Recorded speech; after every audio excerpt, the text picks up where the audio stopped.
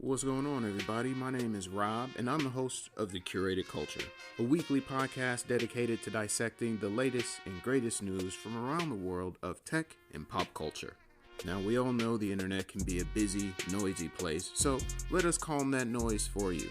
Join us as we discuss the latest and greatest topics from the people and sources that matter most.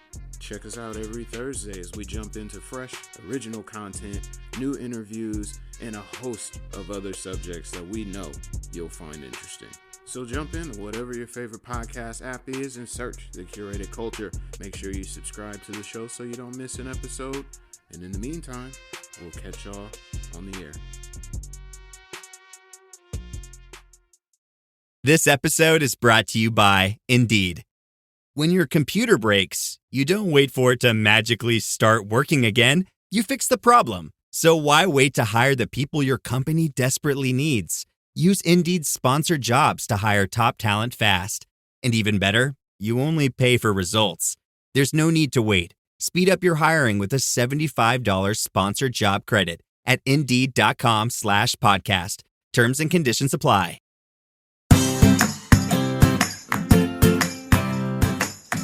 Hi, and welcome back to Realistic Sustainability Educational Shorts. You realize we've been doing this for almost 3 years? 3 years. I'm so excited to be back and be able to do another season. But it kind of hit me. Like, we've been doing this for almost 3 years, 2.5 years, really. And man, time really does fly because sometimes it's hard to hurry up and get things done, but we have such a good time doing these shows and getting the feedback and meeting new people and having these conversations that it doesn't feel like it has been that long. But here I am starting off a new year with a new short. And this week, what am I talking about? Exactly what we've been talking about. Sustainability. 2.5 years of just talking about everything from the macro to the micro comes down to, again, today. We could have new listeners. So there are times that I go back and talk about things we've spoke about before. But I think this week, the easiest short to do is how sustainability is really going to happen, the reality side, because that's one of the things we try to do here is stay within the realm of possible. Where in sustainability, that's not always true. A lot of things out there that people want to happen that are just not ready to exist yet. We try to stay in this realm of possibilities and give ourselves achievable goals. And that's what this is about. What will it really take for sustainability to start working in a positive direction? Because there is no end of line. Let's get that through everybody's head now, because it took a long time for me to figure it out. There is no we've made it.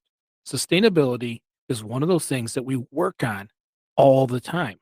What you do is you build this way of thinking so that when you run across situations, you're using the sustainable thinking to make better decisions.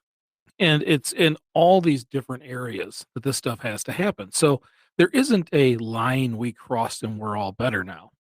That's just not true. What it is we continue to make better decisions. We continue to do things that reduce our carbon footprint and increase our positive footprint. Because those two things together really helps close the gap that we have now. And someday when you're over this net zero line, widen the gap of your benefits. So, what does it take? What are the things that are really going to make the change? Now, you can do these individually. This you can't always affect everything in the world. So, when I talk about some of this stuff, internalize it as much as you can, because then you have control. It is your actions, and you are the only ones that can control them. So, the first thing is consumer changes. This was something that came a little bit later for me. And occasionally, I'm still not where I need to be. But consumer changes do a ton. It's more of a mindset. We start to realize where money goes, or in a sense, currency, or anything that's important. I say that because time is included in this. Time is also very important, and generally more important than money. So we look at it as efficiencies. We look at it as, do we need to spend it? Do we need to do it? So as a consumer, we are constantly looking to make it better. Is this an item I really need? Is there an alternative that is better on the sustainability factors? Additional plastics and things of that nature. We become educated consumers, and we only spend when we really need it. Do we really need it? Do I already have one that maybe I just don't like as much as this one? Do I have something out there that can substitute me purchasing this other item? These are the things that we get good at.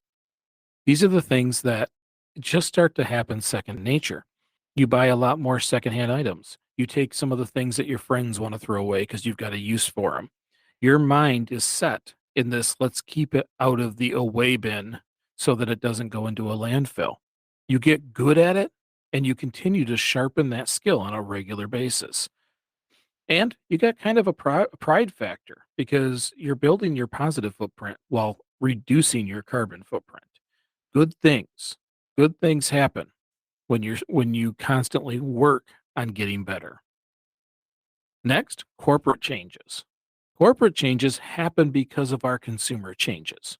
It really is just that. You can protest, we can yell, scream, stomp our feet, tie ourselves to whatever we want, and they see you as opposition.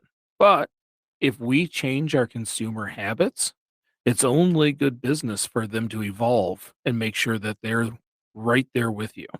These corporate changes aren't just the manufacturing for the goods that we don't buy, but they start to learn that there's money to be saved through sustainability.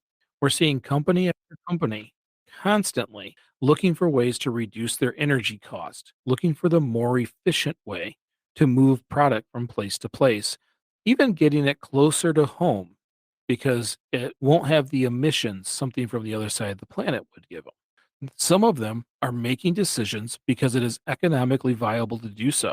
Some of these companies buy their own solar panels, so on and so forth. They're reducing cost. They're doing what they need to do to bring value to their stockholders. Remember, they're in a broken world. Infinite growth is impossible. Some of them have been at the ceiling for a long time. So they have to reduce. Hey, that's good with me. Reduce the amount of energy, reduce the amount of material.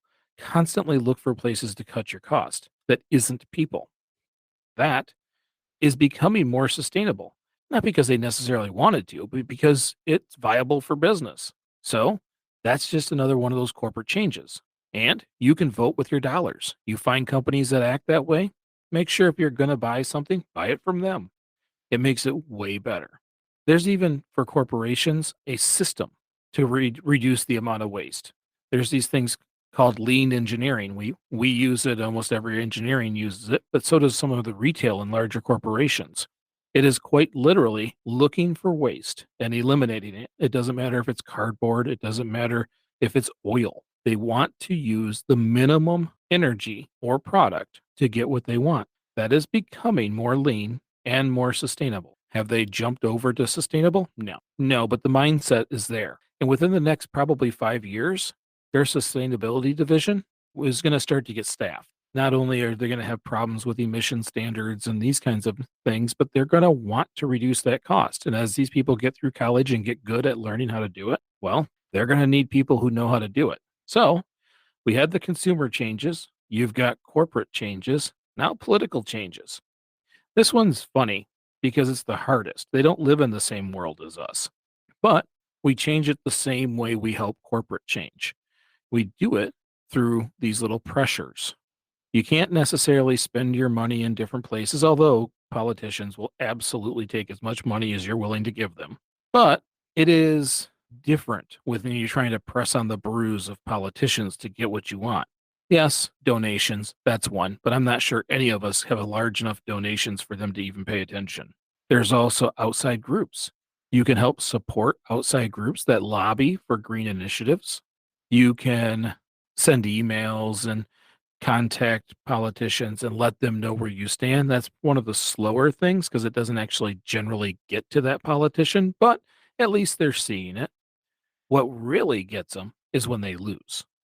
So not voting for the person who is always looking for new ways to destroy our environment, that's a big deal. After they have a few election losses and their team, they're then going to look to change the verbiage, change what they do. And then if that doesn't work, global pressure will. Because as the rest of the world has figured out that there's work to be done, that pressure comes back to us we have to, as a government, comply too. So when it comes to politicians and getting them to change, well, we don't give them money. We don't vote for them.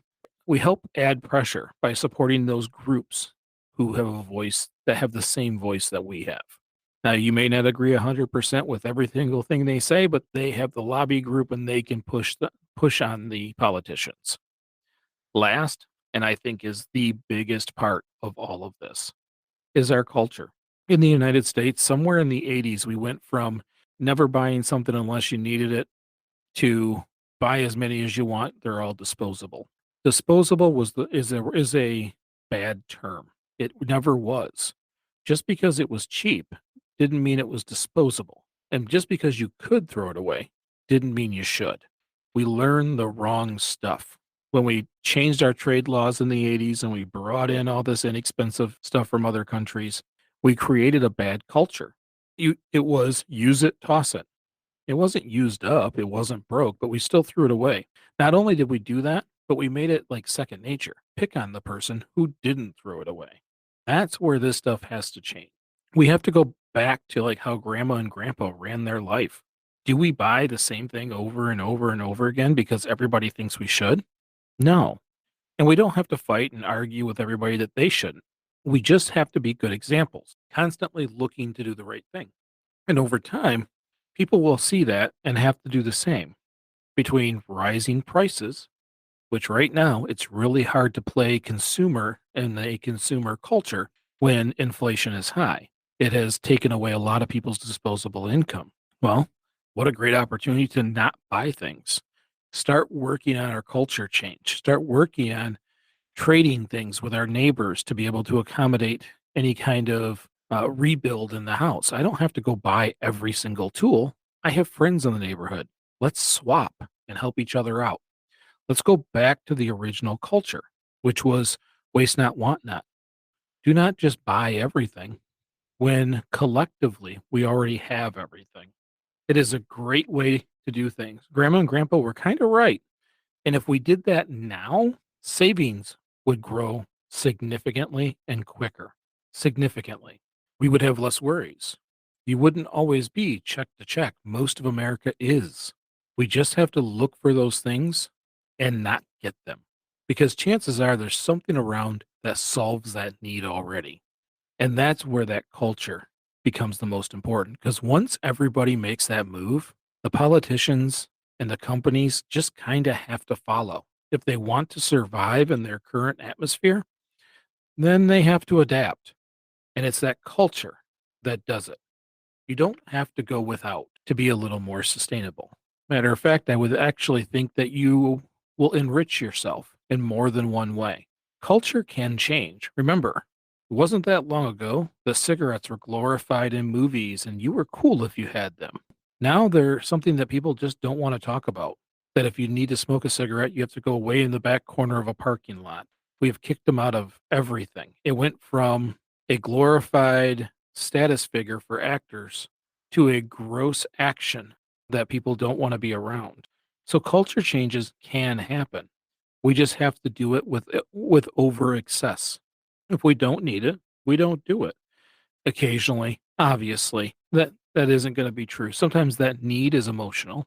But what I want us to do is always think about it before we do it. It's that culture and that change that will work for everyone. Even if it's someone who hits fast food 5 days a week, but maybe they move it to 2 days a week. That's a significant reduction. Little bit, big bit. Remember, doesn't matter where someone starts as long as there's slow improvement. And this standpoint isn't something that someone can just force us off the spot. This culture isn't for sale. This is not something that is situational.